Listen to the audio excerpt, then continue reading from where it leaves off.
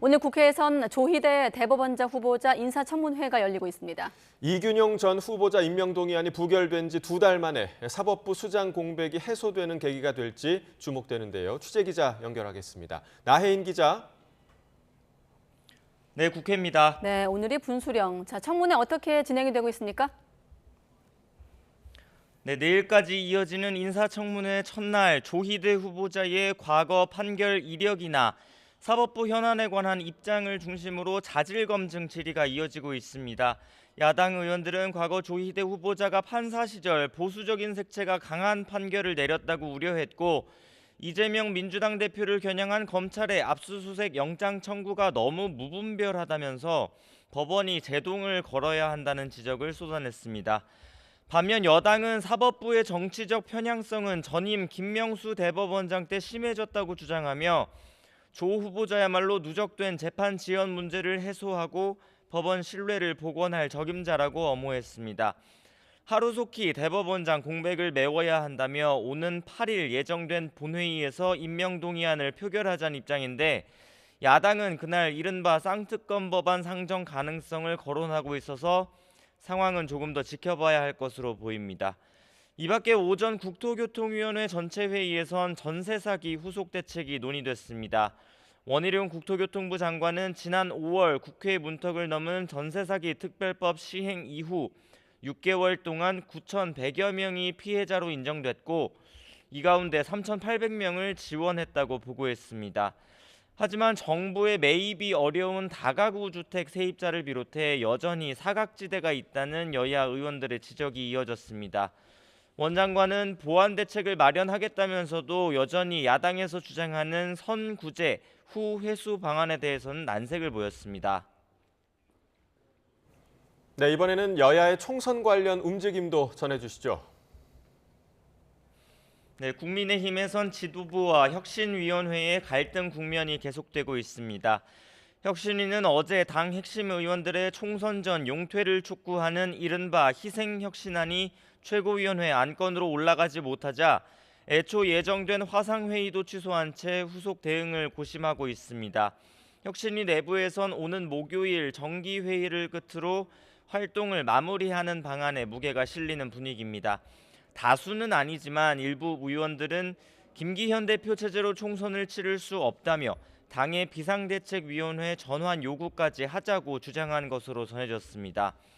하지만 지도부는 이럴 가능성을 일축하면서 예정된 총선 준비 절차를 계속 밟아나가겠다는 계획입니다. 당 핵심 관계자는 YTN과 통화에서 혁신위가 일부러 분란을 만들려는 것 같다며 다른 의도가 있는 게 아니냐고 불쾌감을 드러냈습니다. 이번 주부터 차례로 영입 인재를 발표하고 이르면 이번 달 중순 공천관리위원회 출범을 목표로 김기현 대표가 직접 낙점한 공관위원장 후보자 1명을 접촉하고 있다고 전했습니다. 오늘 아침 라디오 방송에서는 강승규 전 대통령실 시민사회 수석이 국민들 목소리와 가까운 건 인요한 혁신위원장의 주장이라고 말하기도 했는데, 김 대표는 일단 좋은 말씀이라며 대응을 자제했습니다.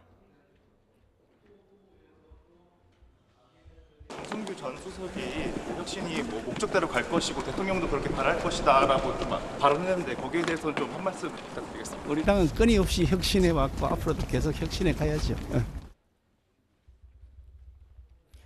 이후 조금 전 이만희 사무총장은 윤석열 대통령이 오늘 신임 수석비서관들과 여당 지도부를 불러 모아 비공개 오찬을 했다는 사실을 공개하며 당과 대통령실 사이 원활한 소통 체계를 강화하자는 뜻을 모았다고 밝혔습니다.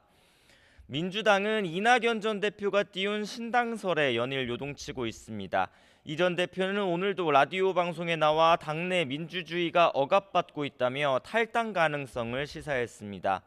자신을 출당시켜야 한다는 당원들의 청원이 빗발치고 있다는 지적에 당에서 몰아내면 받아야지 어떻게 하겠느냐고 응수한 겁니다.